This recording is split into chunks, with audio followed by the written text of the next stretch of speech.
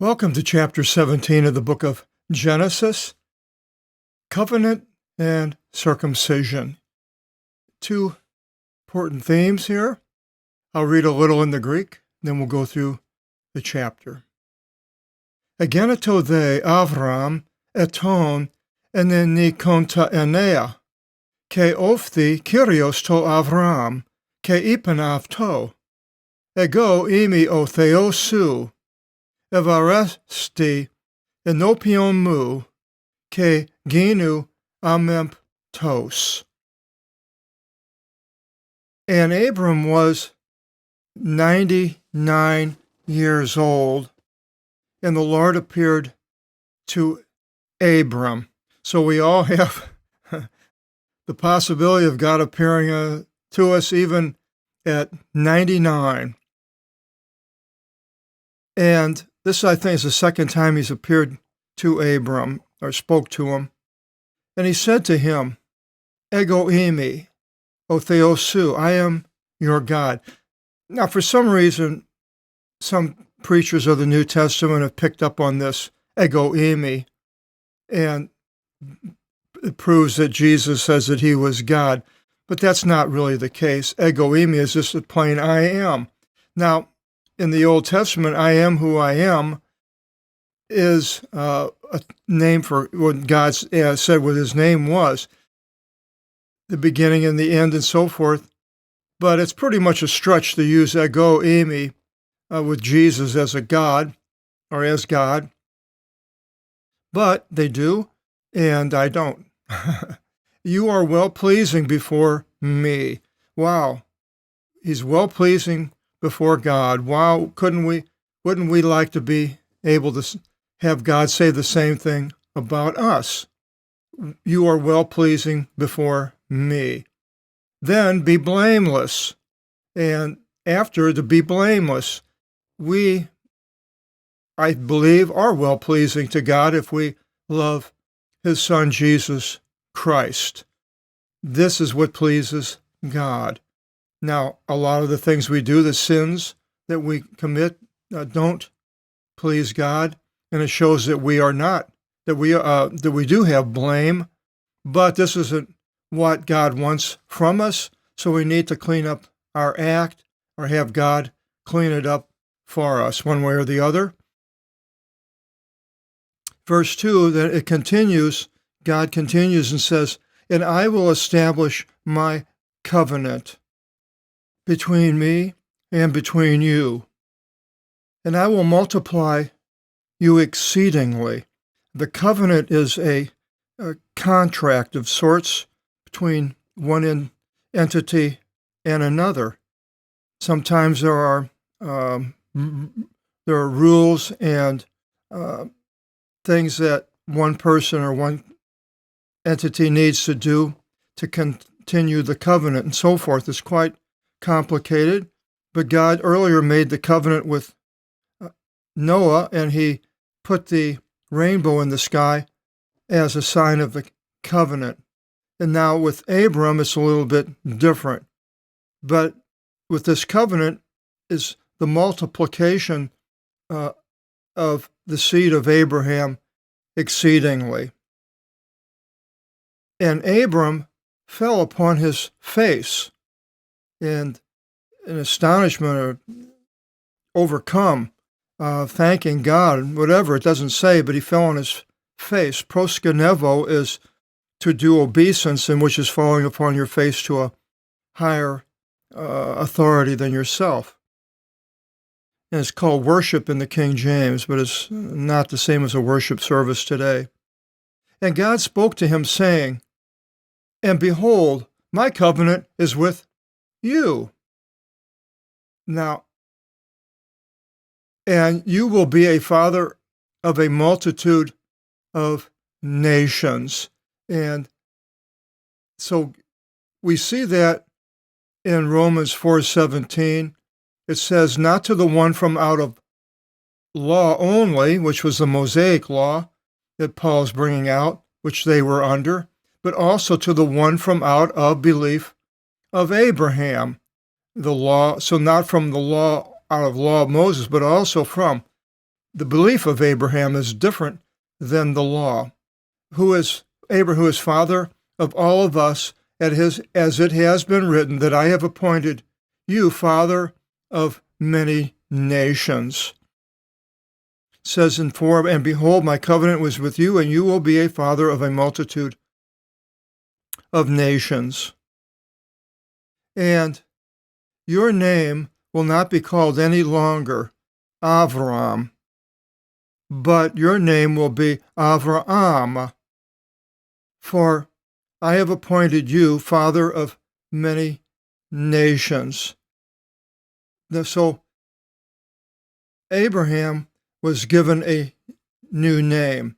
Revelations 2:17, it says, and I will give to him a white small stone, the overcomer, and upon the small stone a new name being written, which no one knows except the one receiving.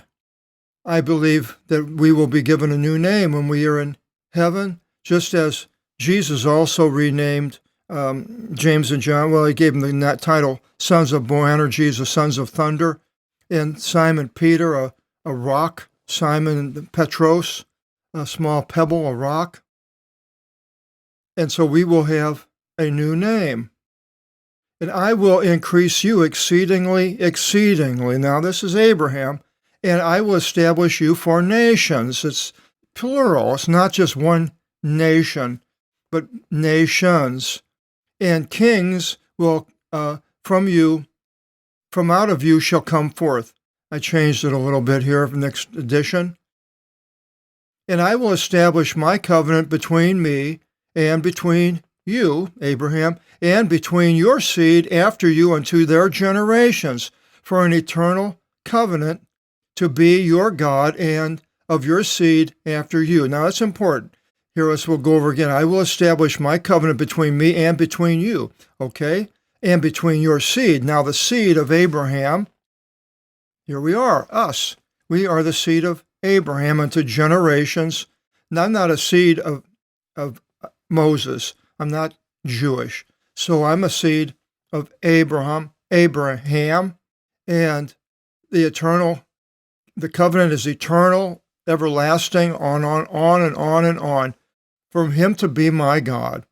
God is, Yahweh is my God, and of your seed after you, which is us. So it's obvious here it's talking about other people than the Jews only, because it says nations. Now, why was Israel lifted up by the Christian preachers, especially probably starting in the 70s on down, and they made a big deal of Jerusalem and Israel because Israel became a country in 1948, which is an amazing thing that God allowed it to come back, the people to come back, which he prophesied in his word that would happen. But yet, this country is of unbelievers. They don't believe in Jesus. They may believe something about the law and the Sabbath. Then there's some of the Hasidics that read the Talmud, which is not the Bible. It's an expository teaching of the Mishnah, of the writings of the rabbis, which isn't even the Bible itself. And so, why did all these Christian preachers make a big deal out of Egypt? I was caught Israel. I was caught up into it and wanted to go to Israel, and then we have the Messianic Jew movement. And to me, if I ended up believing in Jesus, and if I was Jewish, I would forget about anything to do with the Jews. I would just become a Christian, as the early Jews did when they became Christians. They were the only Christians. There was nobody else basically but Jews, and they fled Israel because of the persecution by the ones that crucified the Christ, and they are still around. I call them the progeny of the crucifiers. So now why the Christian preachers lifted them up instead of being Abram, I don't know, but they did, and I cringe to think about some of the things that they were teaching that I look at now and I go, wow, I don't know. Abraham was to me, and he's of the nations, me. But anyway, it continues in verse 8, and I will give to you, God says to Abraham, and to your seed after you the land which you sojourn, in all the land of Canaan for an eternal possession, and I myself will be to them for God. Well, now the land did go to the Jews, that's for certain, but here it has to your seed, Abraham, the seed of Abraham. So the land of Canaan is as much mine as it is any Jews.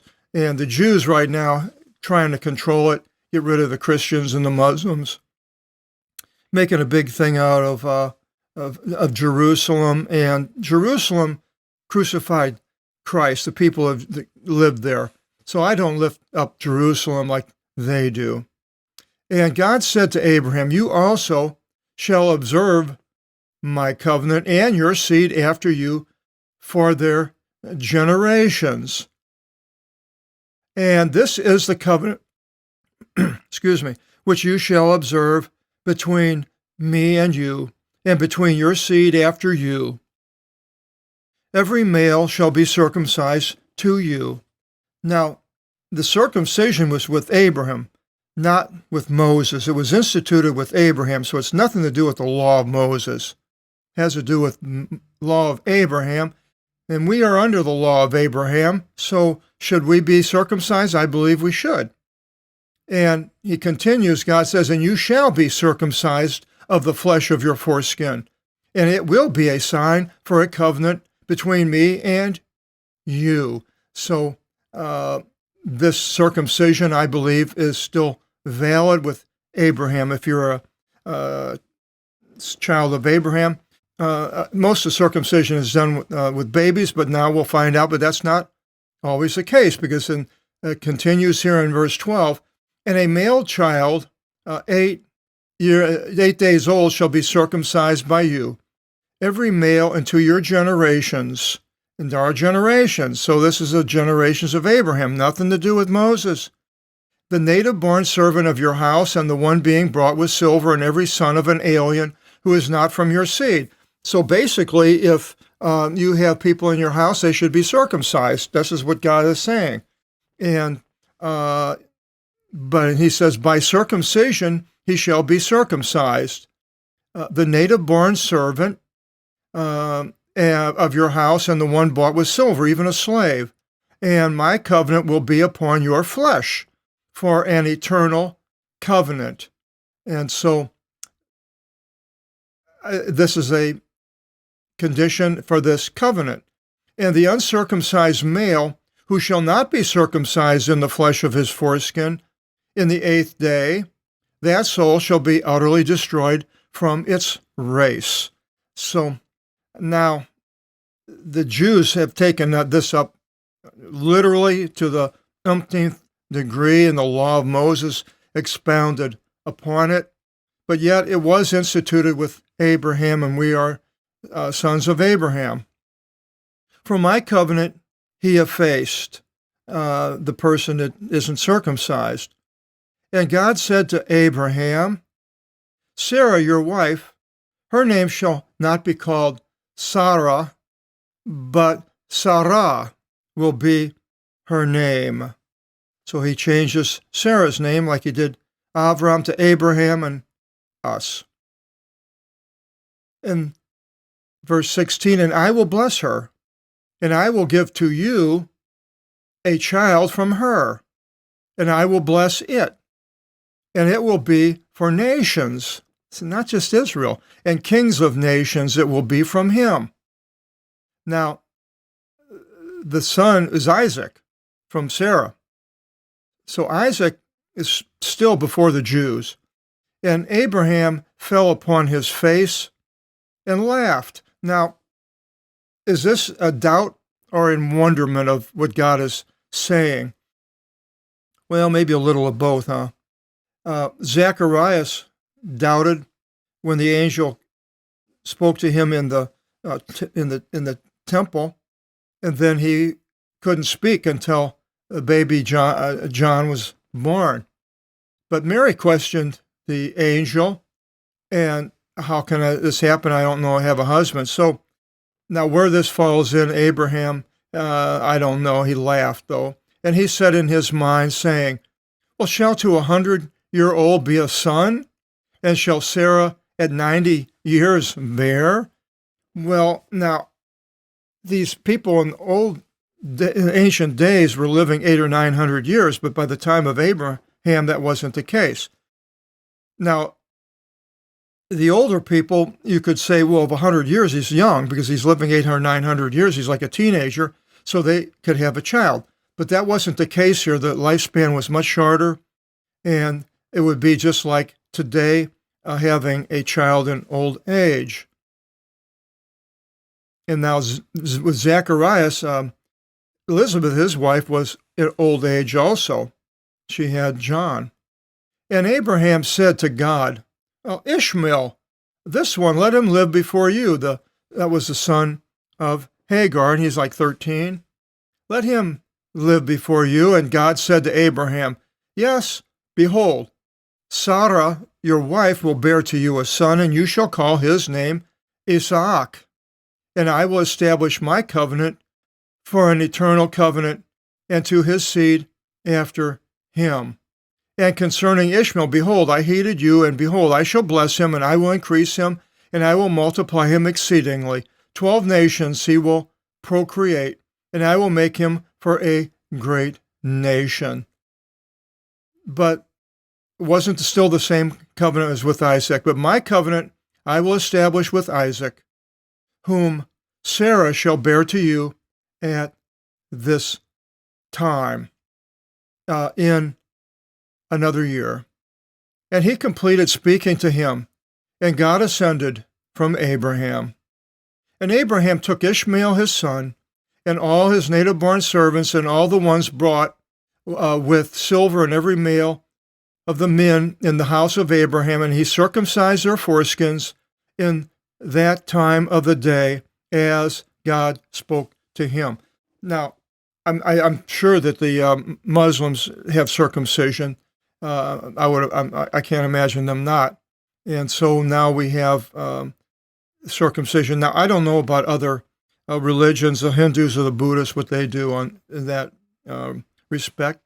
I guess I really don't care enough to find out if they do. But so it continues, and Abraham was 99 years old when he circumcised the flesh of his foreskin. He did his own. Ooh.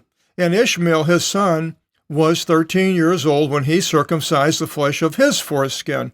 Now, I don't know that he is Abraham or Ishmael and did it himself. I know in places in Africa, circumcision is a rite of when a boy becomes a man. They are circumcised when they're like 13 or 14 years old. Much better to be even a baby. And in that time of the day, Abraham was circumcised, and Ishmael his son, and all the males of his covenant. So Ishmael is under the covenant of circumcision, but the blessing goes through Isaac. It's sort of not confusing. It's just two different directions. And all the males of his house, and the native-born servants, and the ones bought with silver from foreign nations. So they were all circumcised. Now, chapter 18, the Lord appears at Mamre, another appearance of God. We'll find out what this is all about in the next video seminar. I hope you join us. Till then, God bless.